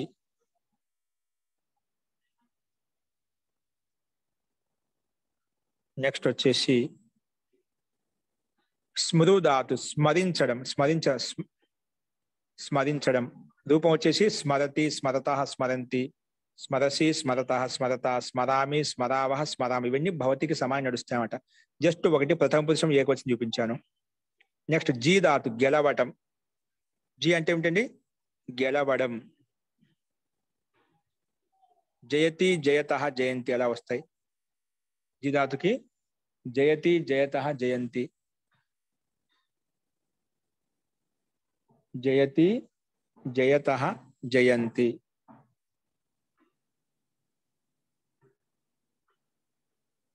నెక్స్ట్ నీ ధాతుకి తీసుకెళ్ళడం, నీ ధాతుకి తీసుకెళ్ళడం. నయతి నయతి ఇచ్చాము, ఒకటి ఇచ్చాము, జస్ట్ మీకు ప్రాక్టీస్ కోసం అది చెప్తే ఇలా ఉంటాయని చెప్పి. నయతి, నయతః, నయంతి, నయసి, నయతః, నయత ఒకటే రాసుకోండి, మొత్తం రాసుకోండి. నెక్స్ట్ హృ ధాతుకి ఇది కూడా హృ తీసుకెళ్ళడం వస్తుంది, హరించడం, హరించే అర్థం కూడా వస్తుంది, రెండు వస్తాయన్నమాట. తీసుకెళ్ళడము, హరించడము రెండు వస్తాయన్నమాట. తీసుకెళ్ళడము, హరించడము రెండు వస్తాయి, రెండు తీసుకోండి. నెక్స్ట్ సూచన. సూచన ఏం చెప్తుందంటే పైన జనకా శబ్దం ఉంది కదా మనకు శబ్దాల్లో, జనకా శబ్దం నుండి మొదలుకొని లాస్ట్ నుంచి 11 శబ్దము ప్రశ్న శబ్దం వరకు. అందుకే జనక నుండి ప్రశ్న వరకు శబ్దాలు రామవత్తుకి సమానంగా నడుస్తాయి. అంటే రామవత్ అంటే రామ శబ్దానికి సమానంగా, రామవత్ అంటే రామవత్తుకి సమానంగా నడుస్తాయి. రాసుకోండి, రామవత్తుకి సమానంగా నడుస్తాయి అంటే రామ శబ్దానికి సమానంగా నడుస్తాయి అని మనం అర్థం చేసుకోవాలి.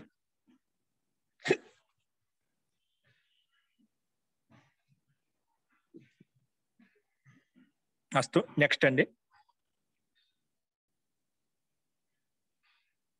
ఈ రూపం వచ్చి హరతి వస్తుందండి. హరతి, హరతః, హరంతి. ఓకే. నెక్స్ట్ రామవత్కి సమానం నడుస్తాయి అంటే రామశబ్దానికి సమానంగా. అంటే ఇవన్నీ శబ్ద పుత్ర జనక ఉందిరా, రామ, రామో, రామాహ. అలాగే జనక, జనకో, జనకాహ. ద్వితీయ భక్తిలో రామం, రామో, రామాన్. ఇక్కడ జనకం, జనకో, జనకాన్. అలాగా అర్థం చేసుకోవాలి మనం. ఓకే. నెక్స్ట్ పుత్ర శబ్దం, పుత్ర, పుత్రౌ, పుత్రాహ, పుత్రం, పుత్రౌ, పుత్రాన్ అలాగా ఉంటాయి. అది మనము ఇక్కడ నుంచి మనము శబ్ద రూపాలు మొత్తం నేర్చుకోవాలి, క్రమంగా నేర్చుకుందాము. రామశబ్దానికి రూపాలు మీకు తర్వాత రాపిస్తాను. ఒక చోట ప్రారంభంలో రాసుకున్న రెండో అభ్యాసంలో మీరు నేర్చుకోవడానికి ప్రయత్నం చేయండి అందరు కూడా. అస్తు. ఇక్కడ అలాగా రామశబ్దానికి మనం ఏకవచనం ద్వివచనం చెప్పుకున్నాం. అన్నిటికీ ఇక్కడ ఉపాధ్యాయ, ఉపాధ్యాయౌ, ఉపాధ్యాయాః, ఉపాధ్యాయం, ఉపాధ్యాయౌ, ఉపాధ్యాయాన్ అలా వస్తాయి.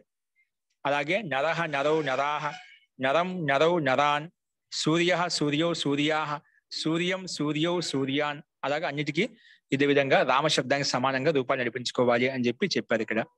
నెక్స్ట్ ఖాద్ ధాతు. ఖాద్ ధాతు ఏంది? తినడం. అక్కడి నుంచి మొదలుకొని హృ ధాతు తీసుకెళ్లడం, హరించడం వరకు ధాతులు ఏవైతే ఉన్నాయో వాటి యొక్క రూపాలు నడుస్తాయి. ఖాద్ నుండి హృ ధాతు వరకు భవతి వత్, భవతి వత్ కి సమానం నడుస్తాయి. అంటే భవతి, భవతా, భవంతి. అలాగా ఖాదతి, ఖాదతః, ఖాదంతి, ఖాదసి, ఖాదతః, ఖాదత, ఖాదామి, ఖాదావః, ఖాదామః. ఈ విధంగా మనం భూధాతుకు చెప్పుకున్నాము. అలాగే ఇక్కడ కూడా క్రీడతి, క్రీడతః, క్రీడంతి, క్రీడసి, క్రీడతః, క్రీడథ, క్రీడామి, క్రీడావః, క్రీడామ. అలాగా 3 పురుషాల్లో మనం భూధాతుకు ఏ విధంగా ప్రారంభంలో చెప్పుకున్నామో అదే విధంగా ఇక్కడ అన్ని నడిపించుకోవాలి. పతతి, పతతః, పతంతి, పతసి, పతతః, పతథ, పతామి, పతావః, పతామః. అలాగే పత కింద పడటం. సహ పతతి, తౌ పతతః, తే పతంతి. అన్నిటికీ సహ, తౌ, తే క్రమంగా యాడ్ అవుతాయి. సహ, తౌ, తే, పతతి, పతః, పతంతి క్రమంగా యాడ్ అవుతాయి. మధ్యం పురుషానికి మధ్యం పురుషం యాడ్ అవుతాయి. ఉత్తమ పురుషానికి ఉత్తమ పురుషం యాడ్ అవుతాయి అన్నమాట. పతతిని కింద పడటం. స్మరించడం. స్మృ అంటే స్మరించడం. సహ స్మరతి, తౌ స్మరతః, తే స్మరంతి, త్వం స్మరసి, నువ్వు స్మరిస్తున్నావు. యువాం స్మరతః, మీరిద్దరూ స్మరిస్తున్నారు. యూయం స్మరత, మీరందరూ స్మరిస్తున్నారు. అలాగా అర్థం చేసుకోవాలి మనం. అలాగే నెక్స్ట్ జయతి. సహ జయతి, జయతః, జయంతి. అతడు గెలుస్తున్నాడు, వాళ్ళిద్దరు గెలుస్తున్నారు, వాళ్ళందరూ గెలుస్తున్నారు. సహ, తౌ, తే క్రమంగా మధ్యం పురుషంలో త్వం జయసి, యువాం జయతః, యూయం జయత. అంటే నీవు గెలుస్తున్నావు, మీరిద్దరూ గెలుస్తున్నారు, మీరందరూ గెలుస్తున్నారు. అహం జయామి, నేను గెలుస్తున్నాను. వయం జయావహ, మేమందరము గెలుస్తున్నాము. వయం జయామహ, మేమందరము గెలుస్తున్నాము. అలాగా మనం అన్నిటికీ సహ, తౌ, తే, త్వం, యువాం, యూయం, అహం, ఆవాం, వయంను కలుపుకోవాలి. నెక్స్ట్ నీరు ధాతుకు నయతి. నయతి, నయతః, నయంతి, నయసి, నయతః, నయత, నయామి, నయావహ, నయామహ. ఇక్కడ కూడా భూధాతుకు సమానంగా అన్నిటికీ సహ, తౌ, తే, త్వం, యువాం, యూయం, అహం, ఆవం, వయం. 9 రూపాయలకు 9 క్రమంగా కలుపుకుంటూ వెళ్ళాలి. ఓకే. అలాగే లాస్ట్ అంతిమ హృ ధాతు. సహ హరతి, తౌ హరతః, తే హరంతి, త్వం హరసి, యువాం హరథః, యూయం హరథ, అహం హరామి, ఆవాం హరావహ, వయం హరామహ. ఓకే. ఈ రకంగా మనము అన్ని ధాతులకు ఇక్కడ ముందు చెప్పిన ధాతులకు ఏవైతే ఉన్నాయో మనం అన్నిటికీ ఎంతవరకు ఎన్ని ధాతులు వచ్చాయో అన్నిటికీ లట్లకారంలో ఇదే విధంగా మనం అర్థం చేసుకోవాలి. ఓకే, ఈ రకంగా మనం శబ్దకోశంలో ఒక 20 శబ్దాలు చెప్పుకున్నాం. ఏంటి ఇక్కడ సర్వనామ శబ్దాలు 2, భవాన్ భవతి, మహోదయ నమస్తే. 11. ప్రభాకర్ ప్రణవముని జీ ఈరోజు 5వ అభ్యాసం చెప్పరా ఏంటండి మహోదయ గారు? చెప్పండి. మేము కేవలం రాసుకోవడమేనా? ఏంటండి ఈ సూచన అర్థం కాలేదు. ఏ సూచన? సూచన జనక నుండి ప్రశ్న వరకు శబ్దాలు రామవత్కి సమానం నడుస్తాయి. జనక శబ్దం ఉంది, మనం చెప్పాను శబ్దాలు జనక తండ్రి, పుత్ర పుత్రుడు, ఆ శబ్దం నుండి మొదలుకొని ప్రశ్న శబ్దం వరకు. ఓకేనా? అవన్నీ శబ్దాలు రామవత్, అవి చెప్పాను ఇప్పుడు మీకు రూపాలన్నీ కూడా రామ శబ్దానికి సమానంగా నడుస్తాయి. రామ రామౌ రామాహ ప్రథమ విభక్తి, రామం రామౌ రామాన్ ద్వితీయ విభక్తి. అలాగే దాన్ని ఆధారం చేసుకొని జనక జనకౌ జనకాహ, జనకం జనకౌ జనకాన్, అలాగా ఈ శబ్ద రూపాలని అదే విధంగా నడుస్తాయి అని చెప్పానండి. అది సూచన. అలాగే నరహ నరౌ నరాహ, నరం నరౌ నరాని, ఇవన్నీ రామ శబ్దానికి సమానంగా ఉంటాయి. రామ శబ్ద స్థానం ఈ శబ్దాలు పెడితే రూపాలు అన్ని సమానంగానే ఉంటాయి. ప్రాజ్ఞ ప్రాజ్ఞౌ ప్రాజ్ఞాహ, ప్రాజ్ఞం ప్రాజ్ఞౌ ప్రాజ్ఞాన్, అవి చెప్పాను మీకు. ఇందులో ఎవరికైనా ఇంకా సందేహం ఉందా? మీకు ఎవరికి సందేహం ఉంటే నోట్స్ తో పాటు నేను ఎక్స్ప్లెయిన్ చేస్తూ ఉంటాను. నోట్సే కాదు, దాంతో చెప్తూ ఉంటాను. మీకు ఎక్కడ అర్థం కాకపోయినా వెనకబడి అడగండి. ఓకేనా? ఇప్పుడు అర్థమైందండి ప్రభాకర్ గారు? ప్రభాకర్ గారు అర్థమైందండి? అడగమన్నారు మహోదయ, మళ్ళీ వెంటనే అడగమంటున్నారు. రాసుకుని పాఠమైన తర్వాత అడగమన్నారు. అడిగేవాళ్ళు ఉంటే ఇంకా అంతమంది అడుగుతారు. ఓకే అండి. కాబట్టి ఇక్కడ అదే చెప్తున్నా, కొంచెం మనం జాగ్రత్తగా మనం ఒకసారి చెప్పేటప్పుడు వింటేనా మీకు అర్థమవుతుంది. ఇబ్బంది లేదు. మీకు ఎవరికైనా సందేహాలు అంటే ఖచ్చితంగా అడగండి. అందుకే హ్యాండ్స్ మీద ప్రెస్ చేసి మీరు అడగండి. ఇప్పుడు అదే విధంగా ఉంటాయి. జీ ఇప్పుడు ఇంకా మనకి ఇది వరకు శబ్దకోశం చెప్పుకున్నాం, 20 శబ్దాలు చెప్పుకున్నాం. ఇందులో ఈ శబ్దకోశం ఇంకెవరికైనా సందేహం చెప్పండి. హ్యాండ్స్ మీద ప్రెస్ చేయండి. ఒకసారి కా కూడా చెప్పండి మహోదయ. కాదు నుండి అది కాదు నుండి హా ధాతు వరకు అది ఒక్కసారి ఎక్స్ప్లెయిన్ చేయండి మహోదయ. ఖా ధాతు ఉంది కదా, అది మనకు భవతి యొక్క రూపం చెప్పుకున్నాం ప్రారంభంలో. భూకి భవతి, భూకి అత్తి కలిపితే భవతి, భూకి అత కలిపితే భవతః, భూకి అంతి కలిపితే భవంతి. భవతి భవతః భవంతి ఒక రూపం మనం కంఠాస్థం చేసుకోవాలి, బట్టి పట్టేసాలి. భవసి భవతః భవత, భవామి భవావహ భవామహ, ఆ రూపం చెప్పుకున్నాం ప్రారంభంలో. ప్రథమ అభ్యాసంలో భవతి భవతః భవంతి నేర్చుకున్నాము. రెండో అభ్యాసంలో భవసి భవతః భవత నేర్చుకున్నాము. మూడవ అభ్యాసంలో భవామి భవామహ భవామహ అని చెప్పి క్రమంగా నిదానంగా నేర్చుకున్నామండి. ఇప్పుడు సేమ్ అదే విధంగానే ఇక్కడ చేసే ఖాద్ ధాతు కూడా అక్కడ భవతి ఉంది, ఇక్కడ ఖాదతి ఉంది. అక్కడ భవతః ఉంది, ఇక్కడ ఖాదతః వస్తుంది. అక్కడ భవంతి ఉంది, ఇక్కడ ఖాదంతి ఉంది. అలాగా భూకి సమానంగానే ఇవి రూపాలు వస్తాయి. అక్కడ భూకి అతి కలిపితే భవతి అయిపోయింది, ఇక్కడ ఖాద్ ధాతుకి అతి కలిపితే ఖాదతి అయిపోతుంది. అక్కడ భూకి అతహ కలిపాము ద్వివచనంలో, అందుకే భవతః అయిపోయింది. ఇక్కడ ఖాద్ ధాతుకి అతహ కలిపితే ఖాదతః అయిపోతుంది. అక్కడ భూకి అంతి కలిపాము, ఇక్కడ ఖాదకి అంతి కలిపితే ఖాదంతి అయిపోతుంది. అలాగే భూధాతును ముందు పెట్టుకొని అక్కడ ఏ విధంగా అయితే కలుపుకున్నామో సంక్షిప్త రూపాలు అతి అతహ అంతి, అసి అతహ అథ, ఆమి ఆవహ ఆమహ, ఇక్కడ కూడా ఈ ధాతులకు ఇదే విధంగా కలుపుకోవాలి మనము. ఓకేనా? అలాగా అన్ని ధాతులు కలుపుకోవాలి.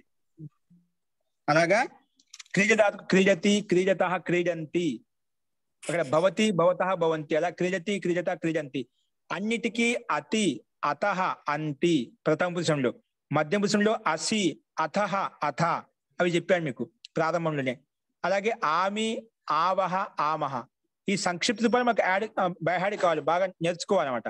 అప్పుడు ధాతులకు ఇవి కలుపుకుంటే రూపాలు వచ్చేస్తాయి. ఖాదతి ఖాదతః ఖాదంతి, ఖాదసి ఖాదతః ఖాదత, ఖాదామి ఖాదావహ ఖాదామహ. ఇవన్నీ కూడా ఖాదు నుండి ధాతు నుంచి మొదలుకొని అంతిమ హృ ధాతు వరకు ఇవన్నీ ధాతులు భవతికి సమానంగా, అంటే భూధాతుకి రూపాలు ఏ విధంగా చెప్పామో అదే విధంగా ఇవి కూడా అదే విధంగా మనం రూపాలు తయారు చేసుకోవాలి, రూపాలు నేర్చుకోవాలి అని దీని యొక్క అభిప్రాయం అండి. ఓకేనా? స్పష్టమైందండి? ధన్యవాదాలు సంకోచపడదు. మహోదయ, అర్థమైంది. అర్థం కాకపోతే 1-2 నిమిషాలు అడగండి. సంకోచపడద్దు. ఎవరైనా మాటి అడుగుతున్నామని మీకు అర్థం కావాలి. ఓకేనా? కానీ మీరు మధ్యలో చెప్పిన కొంచెం జాగ్రత్తగా వినండి. మనం ఎక్కడో ఉంటూ మన టైం అనుకూలంగా లేకుండా చెప్పించడానికి నేను పక్కన నాకు అర్థం కాలే అలా చేయొద్దు. చెప్పేటప్పుడు జాగ్రత్తగా వినండి, అందరికి అర్థమవుతుంది. జి చంద్రశేఖర్ గారు.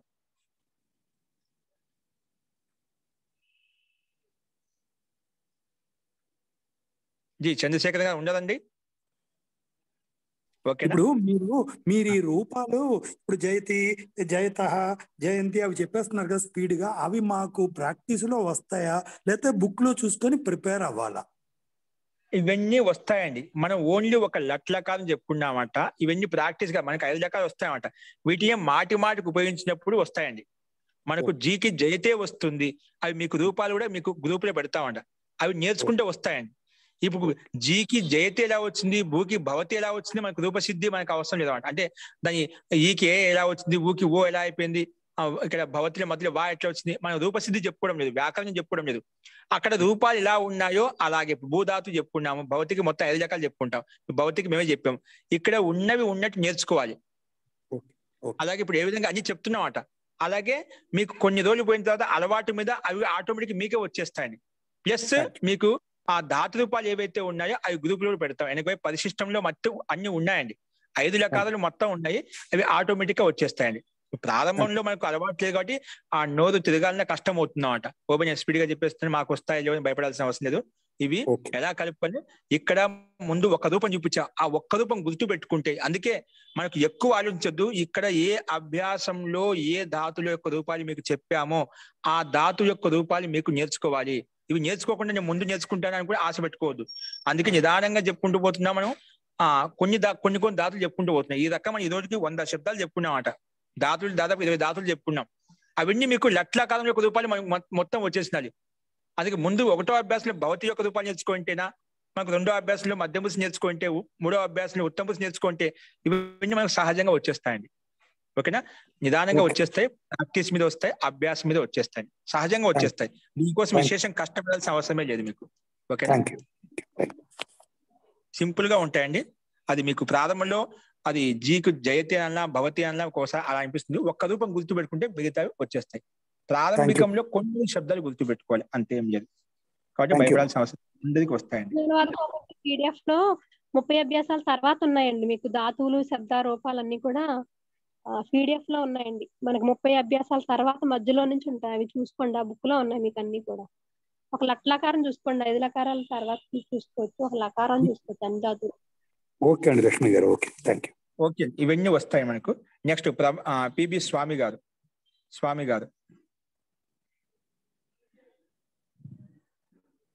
గారు నెక్స్ట్ గోమతి లక్ష్మి గారు ఉన్నారండి? నమస్తే. ఇది జనకః సూచన వచ్చేది జనకః జనకాః అనేది శబ్దాలు శబ్ద రూపానికి కదండి.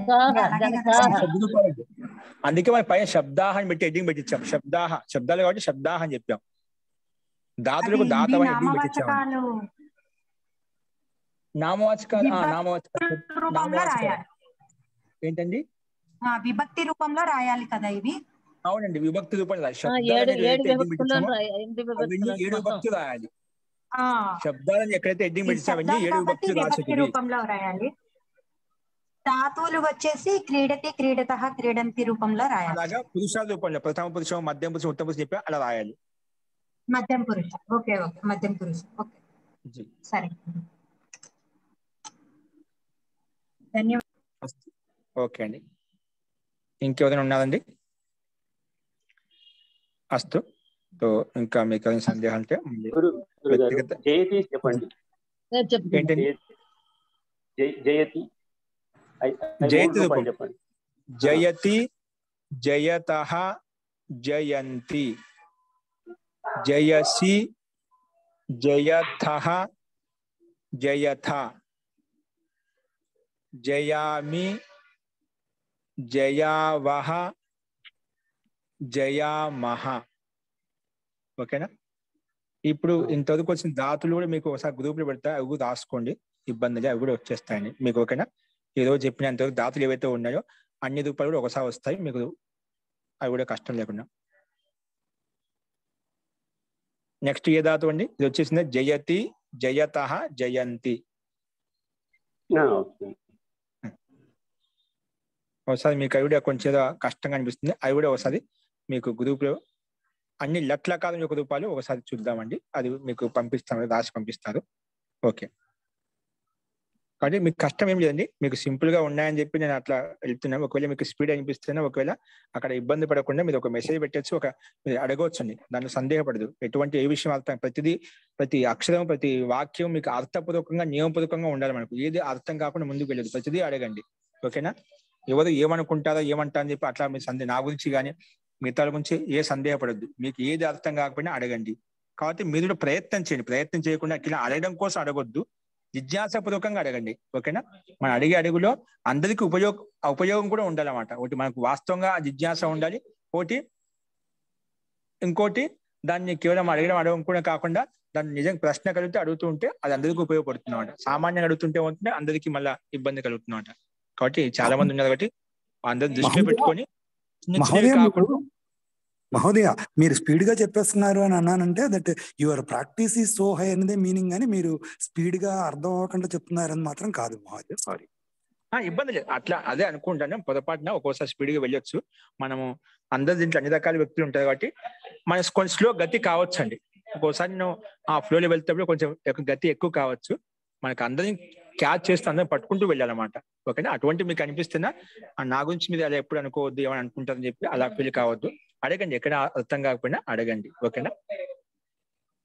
స్పీడ్ ఏం కాదు, ఒక్కోసారి మనకు అందరికి అర్థం కావాలి, మనకు ఉద్దేశం అది. ఓకేనా? మనకు పాఠం అయిపోయి చేసుకునే ముఖ్యం కాదు.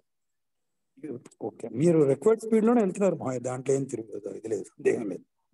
ఏంటండి? మీరు నార్మల్ స్పీడ్ లోనే వెళ్తున్నా, సందేహం లేదు, అది కరెక్ట్ గానే ఉంటుంది. ఓకే అండి. అయితే అదే ఎందుకంటే ఒకటి నేను మనసులో పెట్టుకున్నా అండి, అందులో అంత తెలిసిన వాళ్ళు ఉన్నారు, కొంత తెలియని వాళ్ళు ఉన్నారు. ఆ దృష్టిలో పెట్టుకుని ఎక్కువ స్పీడ్ కాకుండా ఎక్కువ మధ్యలో అంత మందం కూడా ఉండదు, మందం ఏమి ఇబ్బందికరంగా ఉంటున్నమాట. అట్లా ఉండవు. ఒక రకంగా నేను మధ్య స్టేజ్ వెళ్తున్నమాట. నేను తర్వాత కూడా వస్తాయి, మీ ప్రాక్టీస్ అవుతుంది. ఇక్కడితో మనకు అన్ని ఇక్కడికే వచ్చేయలేదు, ఇవి మాటికి వస్తాయండి, మాటికి వస్తాయి. అందుకే ఇప్పుడు ఒక అభ్యాసం వెళ్తాం కదా, 2వ అభ్యాసం అవుతుంది, 2లో కావాలి 3 కావాలి 4, అలా 10 అభ్యాసాలకు మనకు కొత్త విషయం వస్తూనే ఉంటుంది. అప్పుడు నాకు ఇంకా తెలియదు అన్నట్టుగా ఉంటుంది. కానీ ఒకరోజు లాస్ట్ వచ్చేసరికి మాకు మొత్తం సహజంగా వచ్చేస్తుంది, అలా అనిపిస్తుంటుంది. కానీ అన్ని వచ్చేస్తాయి. అయినా మీకు ఏది అర్థం కాకపోయినా ప్రతిదీ అడుగుతూ ఉండండి, ఇబ్బంది అనేది. ఓకేనా? అది సంకోచపడద్దు, ఎప్పుడు కూడా అడిగే విషయంలో మటుకు. జీ సార్ నిన్నటి క్లాస్ రాలేదు సార్, పీడిఎఫ్ పంపిస్తారండి. మీ పాఠం ఫోన్ కి వచ్చేస్తుందండి. ఏం మేడం? పాఠాలు చూస్తుంటారు కదా, చూసినప్పుడు పక్కన రెడ్ అక్షరాలతో ఉంటాయి కదా, సబ్స్క్రైబ్ అని ఉంటుంది కదా, అది నొక్కాలి. మీరు నొక్కితే పాఠం అట్లా కాదు మేడం, ఇప్పుడు మేము సార్ది వింటాము, అది మళ్ళా చూస్తే కొన్ని తప్పులు రాసుకోవడానికి సరి చేసుకుంటాము. మీకు పాట చెప్పేసేయండి సార్, మళ్ళీ పర్సనల్ గా మాట్లాడుకోవచ్చు. ఓకే, 20th వరకు వచ్చింది. ఒక్క నిమిషం అండి, ముందు మంత్రపాఠం చెప్దామండి, మనం టైం ఎక్కువ ఓవర్ అయిపోతుంది. మనం నెక్స్ట్ నుంచి రేపు నుంచి టైంకి క్లోజ్ చేయడానికి ప్రయత్నం చేద్దాం. ఒక్క నిమిషం మంత్రపాఠం అండి. మంత్రపాఠ.